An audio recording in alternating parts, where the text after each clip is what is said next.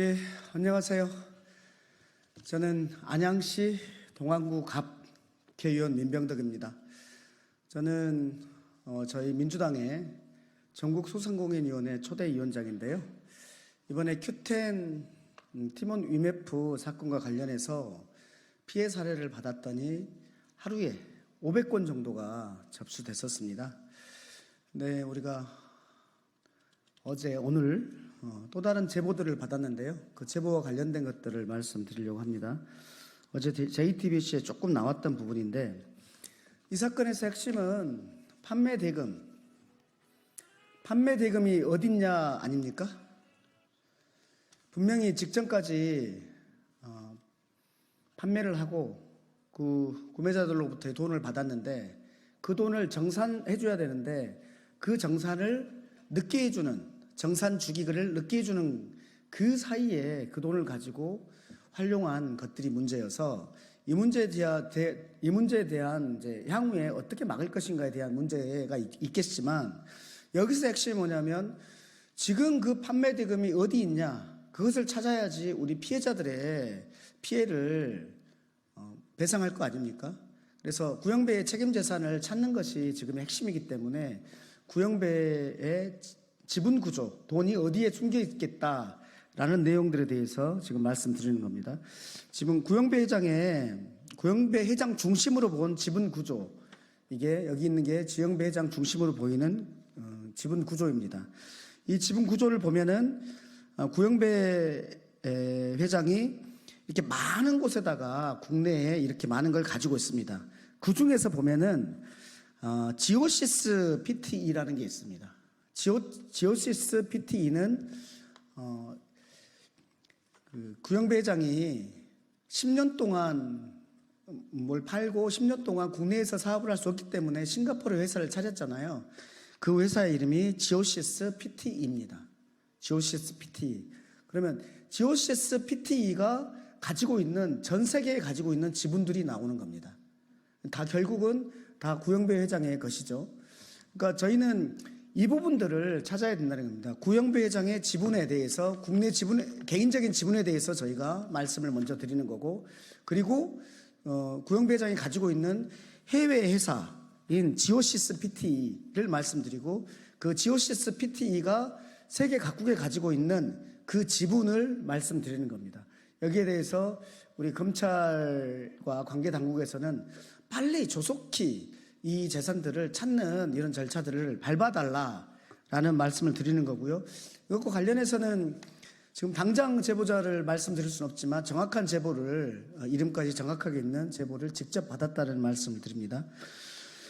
두 번째는 구형배의 조세피난처에 대한 얘기입니다. 구형배가 조세피난처에 대해서 돼 있는 게 있습니다. 지오시스 홀딩스라고요. 있나요?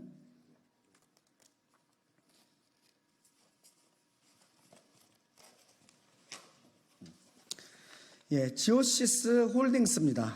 이 지오시스 홀딩스가 버진 아일랜드라는 조세 피난처에 이렇게 사인되어 있는 모습이 보이죠? 그 사인되어 있는 모습이 이 구형배에 직접 사인하고 비교를 한 것입니다. 이것이 동일합니다.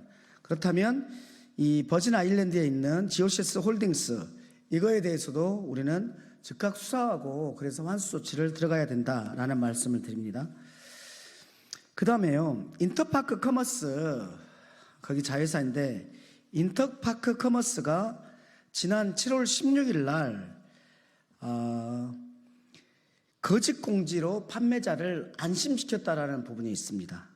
여기에 보시면은 2024년 7월 16일 이렇게 나오고, 여기에는 이렇게 나오고 있습니다. 인터파크 커머스 플랫폼의 판매 대금은 독립적으로 안전하게 관리되고 있음을 인사드립니다. 있음을 안내드립니다. 이렇게 밝혔는데요. 우리가 보시죠. 인터파크 커머스의 또 7월 30일 공지를 보시면 7월 30일 6시 30분에 판매 대금이 지연된다는 공지를 올렸습니다. 판매 대금이 지연된다는 공지를 7월 30일 6시 30분 올렸습니다. 그런데 그 다음 장에 보면 인터파크 커머스는 7월 31일 날도 계속 주문을 받고 있다는 겁니다. 그때까지도 계속해서 판매를 하고 있다는 겁니다. 판매 대금이 안 나간다는 공지를 하면서도 그 구매에 대해서는 막지 않고 계속 받고 있다.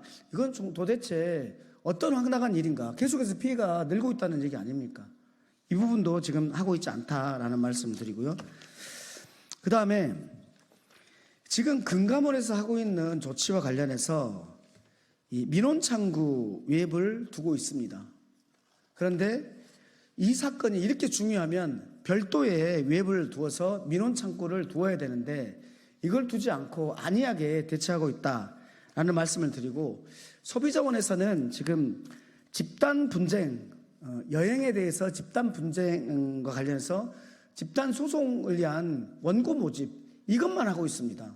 소비자원에서 지금 하고 있는 것이 너무 안이하다라는 말씀을 드리고, 그리고 저희가 피해자들의 피해 사례들을 보다 보니까 우리 대책 중에서 비어있는 곳들이 많이 있습니다. 구매 피해자의 사각지대가 많은데요. 첫째는 신용카드 중에서 할부 계약과 같은 경우에는 어떻게 되는 거냐.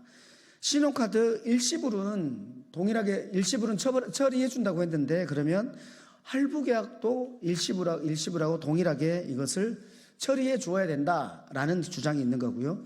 두 번째는 계좌 이체 방식으로 이체한 이것에 대해서 지금 구제가 안 되고 있다.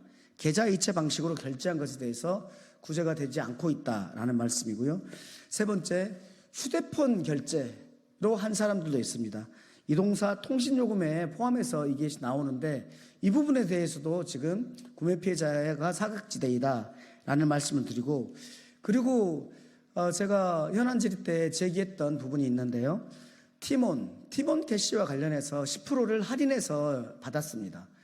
현금 18,000원을 주면은 10%인 2만 원을 티몬 캐시를 주고 현금을 확보한 거죠. 그리고 이제 이 티몬 캐시를 가지고 있는 사람들인데 이 티몬 캐시 사용할 수 없는 거 아닙니까? 이거에 대해서 환불 신청이 지금 안 되고 있기 때문에 여기에 대해서도 구제를 해야 된다라는 말씀을 드립니다. 그리고 마지막으로 한 말씀 더 드리겠습니다. 지금 금감원에서 TMF 경영 개선 계획 이행 실적 보고서를 금감원이 매달 받기로 돼 있습니다. 분기별로 받기로 돼 있습니다. 22년 6월 17일에 그 이후부터 분기별로 금감원이 이걸 받기로 돼 있는데 이 자료를 국회에 제출을 해야 한다고 촉구를 합니다. 또 하나 추가드리면 TMF가 금감원에다가 매 분기마다 이행실적 보고서를 내면 금감원에서 이것에 따른 내부 보고 자료를 만듭니다. 이것을 가지고 계속 보고를 했을 거거든요. 금감원이 TMF의 이행실적 보고서를 분석하고 내부에 보고한 내부 보고 자료, 이 보고 자료까지 국회에 제출할 것을 촉구한다는 말씀을 드립니다.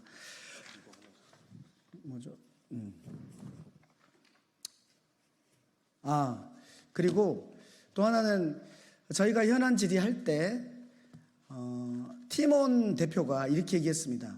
본인들은 재무그룹이었기 때문에 모른다.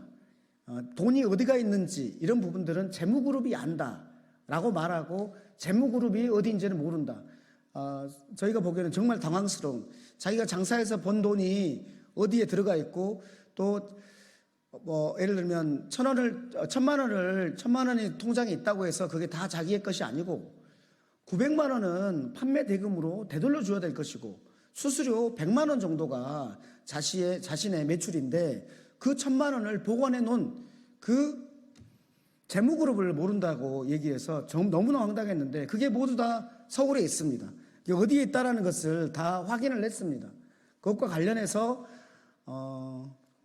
검찰에서는 검찰에 당연히 그걸 제출할 여유가 있는 건데 검찰에서는 바로 재무그룹에 대해서 조치를 해야 된다. 모르쇠가 아니고 제가 제보받은 바에 따르면 재무그룹이 어디이다라는 것이 다 제보를 받았기 때문에 검찰에서 이 내용에 대해서도 바로 즉각 수사에 돌입할 것을 요청드립니다.